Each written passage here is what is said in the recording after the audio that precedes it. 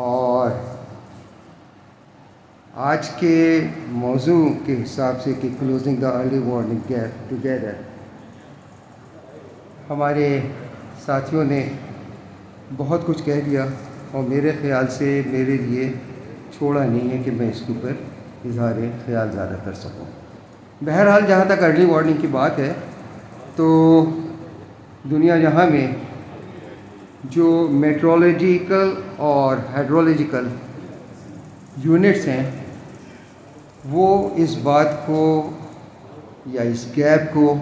فل کرنے میں مددگار ثابت ہو سکتے ہیں۔ ایک چیز ارلی وارننگ کے حساب سے جو کہ ہم لوگ بھول رہے ہیں وہ ہے سونامی، کیونکہ میں خود بھی تقریباً 3.5 سال جو ہے سونامی کا چیف میٹرولوجسٹ رہا ہوں، اور اب یہ ذمہ داری جو ہے امیر حیدر صاحب کے کانوں پہ آ گئی ہے، اس سے پہلے سرفراز صاحب کے پاس تھی۔ دیکھیں، سونامی جو ہے بیسیکلی زلزلہ ہے جو کہ سمندر میں آتے ہیں۔ زلزلے کی آپ فور کاسٹ کر ہی نہیں سکتے، اس کی کوئی ارلی وارننگ ہی نہیں ہو سکتی، مگر اس کا ٹائم پیریڈ ہوتا ہے کہ وہ دوبارہ آئے گا۔ کب آئے گا جس کی فور کاسٹ نہیں کر سکتے، ہو سکتا ہے 100 سال لگیں، 125 سال لگیں، 132 سال لگیں، جو مگر جب ایک دفعہ سونامی اگر ہو جاتا ہے تو اس کی ہم ارلی وارننگ ایشو کرتے ہیں، اور تقریباً انڈین اوشنس کے ساتھ 23 کنٹریز ہیں جن میں ایک مربوط نظام ہے ارلی وارننگ کا، جو کہ انفارم کرتے ہیں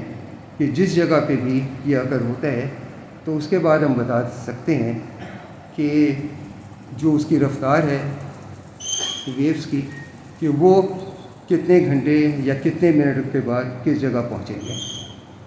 آپ کو یاد ہوگا 1945 میں جو سونامی آیا تھا تو اس کے اثرات جو ہے کراچی تک بھی ہوئے تھے، اور کہ اس کوئی وارننگ کے سلسلے میں یا ارلی وارننگ جسے ہم کہتے ہیں کہ ہم پیشگی اطلاع کر دیں کہ جناب یہ اکر ہو چکا ہے اور اتنی دیر میں یہ پہنچے گا، تو اس کے لیے ظاہر ہے کہ بڑا کام ہوا، خاص طور پہ 2005 کی سونامی کے بعد جو ہے بہت اس کے اوپر کام ہوا ہے، اور پاکستان میں بھی اس کے اوپر کام ہوا ہے، اور اس کے اوپر ایک SOP بھی تھی، اسٹینڈرڈ آپریٹنگ جو پروسیجرز ہوتے ہیں، اور دنیا کے مختلف ممالک جو ہے اس کے اوپر انہوں نے یہ طے کی، اور پاکستان بھی اس کا حصہ تھا، اور بہت اچھا اس سلسلے میں کام ہوا ہے۔ ایک اور چیز جس کا میں تذکرہ کرنا چاہوں گا وہ ہے کلائمیٹ چینج کے حوالے سے،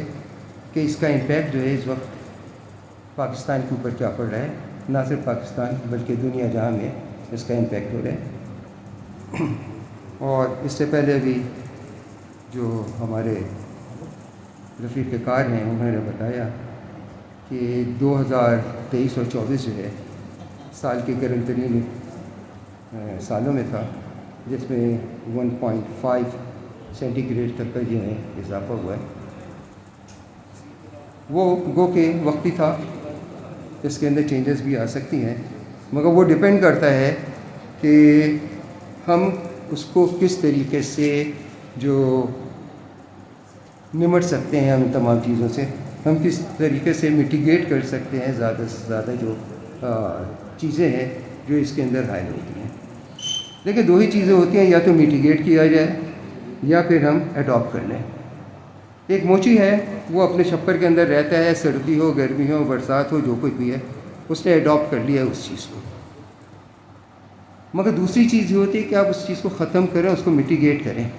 میں آپ کو یہ بتاتا ہوں کہ بنگلہ دیش کی مثال آپ کے سامنے ہے، کہ جب میں چھوٹا تھا یا 1971 سے پہلے تک کی، اور بلکہ 71 کے بعد بھی کچھ سالوں میں بنگلہ دیش میں بہت طوفان آتے تھے، سمندری طوفان آتے تھے، ہزاروں لوگ جو ہے وہ لقمہ اجل ہو جاتے تھے، انہیں کوئی پوچھنے والا نہیں ہوتا تھا، مگر اس کے بعد ایک مضبوط نظام بنایا گیا اور مختلف ریزلٹ کھڑے کیے گئے، مینگرووز کے بھی ہے اور مختلف انہوں نے اس کے اندر کیے، جو کہ بیسکلی انہوں نے میٹیگیٹ کیا، اس کو کم سے کم کیا، اور جس کی وجہ سے کم جو ہے جانی نقصان ہوا۔ دیکھیں، یہ جو ڈیزاسٹر ہے یہ تو آنا ہے، ہر صورت میں آنا ہے، یہ تو قدرتی نظام ایک نیچرل ہے، مگر ہمیں یہ دیا ہے اللہ تعالیٰ نے اپنے شعور کہ ہم اس کو کس طریقے سے نمٹتے ہیں اور جانی و مالی نقصان کو کس حد تک ہم کم کر سکتے ہیں۔ کلائمیٹ چینج کے حوالے سے بتاؤں کہ مڈل ایسٹ ہے، مڈل ایسٹ کے اندر آپ نے دیکھا پچھلے دنوں کس طریقے سے جہاں بارشیں نہیں ہوتی تھی، صحرا تھے، وہاں پہ جو ہے ہریالی اگ گئی۔ مکہ شریف میں، مدینہ شریف میں اس کی مختلف واٹس ایپ کے اوپر شیئرس بھی ہیں، کلپس شیئر بھی ہیں کہ جہاں بارش کا نام و نشان نہیں ہوتا تھا یا بہت ہی کم ہوتی تھی، بلکہ پورا مڈل ایسٹ جو ہے وہ کلائمیٹ چینج کی زد میں آیا ہے۔ اور جہاں پہ سردیاں ہوتی تھیں وہاں پہ سردیوں کا دورانیہ کم ہو گیا ہے۔ برف باری جو ہوتی تھی خاص طور پہ ماؤنٹینس کے اندر، جس کی وجہ سے گلیشیئر فارم ہوتے تھے، وہ کم ہوئی ہے۔ اور درجہ حرارت کے بڑھنے کی وجہ سے جو ہے میلٹنگ آف آئس بھی ہے۔ اور جس طریقے سے ابھی ڈاکٹر سرفراز صاحب کہہ رہے تھے کہ آئندہ چند ڈیکیڈز میں مالدیپ کو خطرہ ہے کہ وہ شاید سمندر گرد ہو جائے، کیونکہ جس طریقے سے وہاں 4.7 میٹر کا میں نے بتایا انہوں نے کہ اس حساب سے سمندر بڑھ رہا ہے، اس کی اونچائی بڑھ رہی ہے۔ تو وہ یہ تمام عوامل ہیں جس کی وجہ سے ہمیں ضرورت اس بات کی ہے کہ ہم جو ہے ارلی وارننگ کا جو گیپ ہے اس کو کم کریں اور آپس کے اندر مل جل کر کے جو ہے کچھ اس قسم کا ایک پروگرام بنائیں کہ جس کے اندر فرام دا روٹ لیول سے لے کے مختلف NGOs بھی شامل ہوں، جس میں ڈفرینٹ چینلز اور ادارے شامل ہوں، تو وہ کس طریقے سے جلد سے جلد لوگوں تک آگاہی پہنچا سکتے ہیں۔ مجھے یاد ہے کہ سمندری طوفان آیا تھا، I was chief meteorologist at that time, تو سمندر میں ماہی گیر پھنس گئے تھے۔ آج کل اگر ہم کہیں ریڈیو کی بات کرتے ہیں تو آپ کہتے ہیں بڑے پرانے زمانے کی بات ہے، مگر آپ یقین مانیں کہ صرف وہ واحد ذریعہ ان مچھیروں سے، ان ماہی گیروں سے جو کانٹیکٹ کا ذریعہ تھا وہ وہی ریڈیو تھا۔ اور جس وقت ریڈیو سے مسلسل اس بات کا اعلان ہوا کہ وہ واپس آئیں،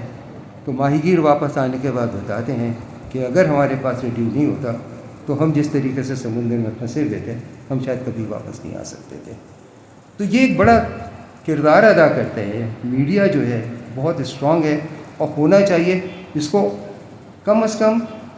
میٹیگیشن کے اندر یا جیسے کہتے ہیں ارلی وارننگ کے گیپس کو کم کرنے کے اندر یہ بہت بڑا کردار ادا کر سکتا ہے۔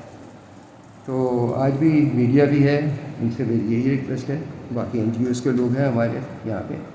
وہ جو ہے اس سلسلے میں اپنا کردار ادا کریں گے، اور خاص طور پہ جو کمیونٹی تک جو ہے کسی قسم کے اگر کوئی چیز اگر ہوتی ہے، کوئی موسم میں خرابی ہوتی ہے یا early warning met department issue کرتا ہے، اس کو کس طریقے سے اور جلد سے جلد کمیونٹی تک پہنچایا جائے تاکہ وہ اپنا پروٹیکشن کر سکیں اور اس سے بچ سکیں کوئی بھی ناگہانی جو ہے کسی قسم کی کوئی آفت سے۔ بہت شکریہ، جزاک اللہ، السلام علیکم۔